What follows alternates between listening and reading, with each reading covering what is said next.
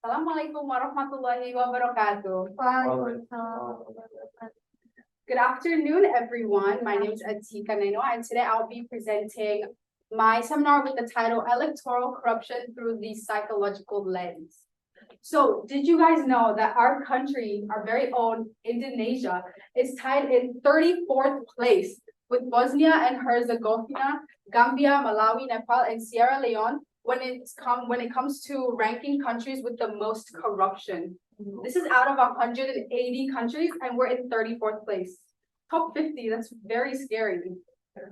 Now, because of this, I wanted to talk about more specifically the corruption that happens in the general election, And so today I wanted to talk about what the general fraud actually is and how it happens, who is involved, when it occurs, where it occurs, why it happens, why people have the urge to commit corruption, and a little summary.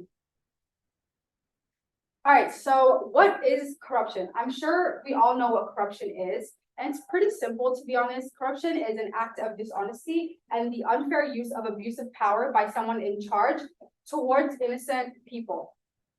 Now, electoral corruption is the act of campaign awareness, both internal and external, which creates a form of corrupt relationships between the public and the political parties.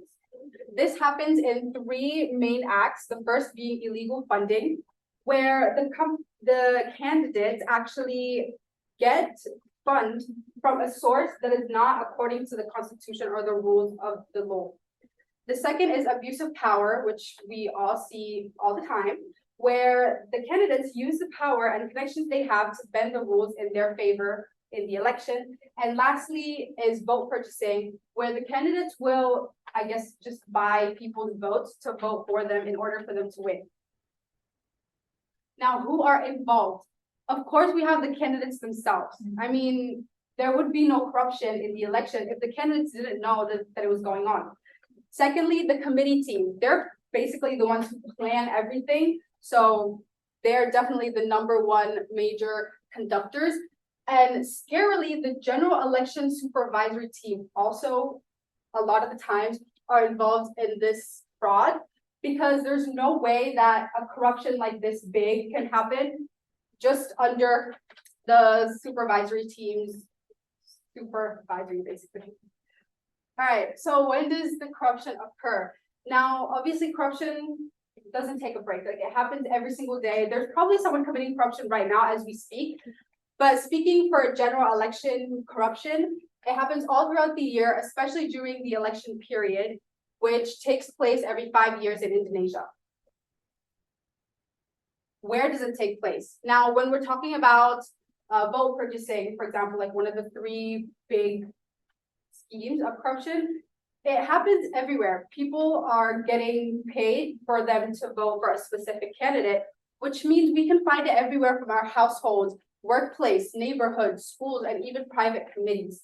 It's very scary. Someone we know might be, involved in these election corruptions, which is very scary, yes. Now, this is the part where we've all been waiting for. Why do people have the urge to corrupt? What is it that makes these human beings want to act so unfairly towards other people?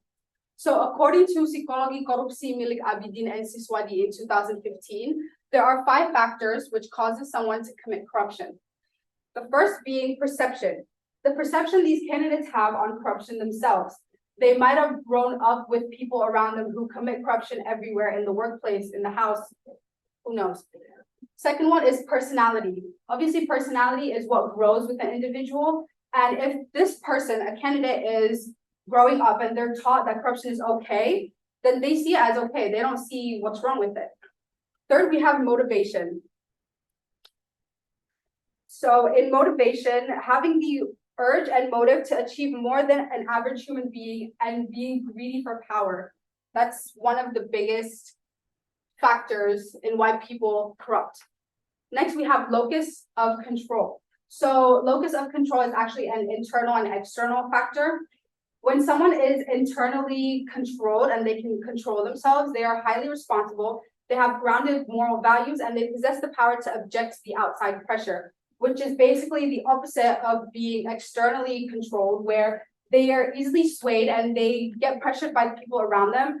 And we can connect this to a candidate and a presidential candidate. They obviously have this pressure from their family, their friends, everyone, the whole country basically, to become the president. And this is also what helps build that urge. Lastly, we have group dynamic. An individual has three roles in a group. The first being obedience, which is compliance with an order by a higher up. Conformity acts the way majority of the group wants them to, and compliance, again, which is different to obedience. Obedience is like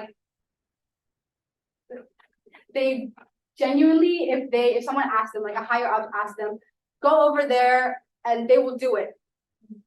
Compliance is someone is compliant with a wish or a command. It's more like if a higher up tells you, give me all your money, they'll comply. They'll be like, okay, here you have all my money. Altogether, these 5 factors make someone a corrupter. We can see that if we connect this with a candidate for the presidential election, we would definitely have the motive, first of all, to commit corruption. We have the personality and perception, because corruption in Indonesia is basically a culture at this point. It's very, very normalized. We also have the locus of control, because we want to be in power. We want to make sure that these people do what we tell them to do. So they will do whatever their higher ups tell them to do.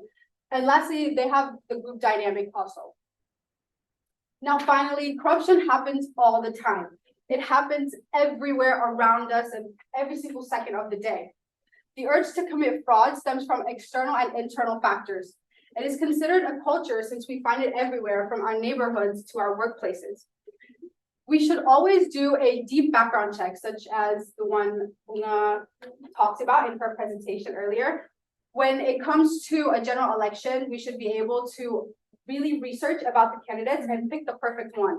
I mean, obviously, there's not going to be a candidate who has never done corruption before, but we can at least pick the one who has the least experience so that we can have a great leader for our great country. All right, are there any questions? Yes, Go ahead. So it was mentioned that the Factors, the perpetrator of the corruption, there were three mentioned. But from the news, we can only see the person who only do the corruption is only just 1%. They never talks about the rest of the party involved, like what happened to them.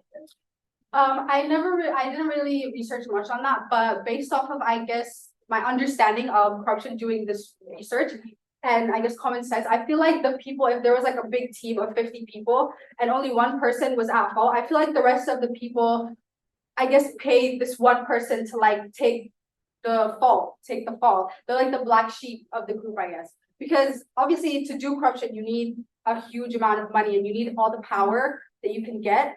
That's what I feel like happens a lot of the time. So nothing happens with the rest of the party involved. If there's no like investigation about corruption, then I guess nothing happens. They get away with it. That's Yeah, nice. it's not nice. It's crazy, but it happens a lot, unfortunately. Thank you. Any other questions?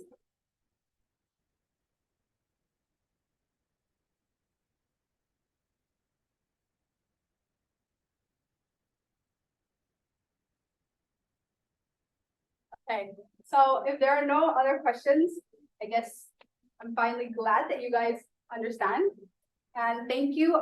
Please forgive me for any mistakes that I might have made. Wassalamualaikum warahmatullahi wabarakatuh.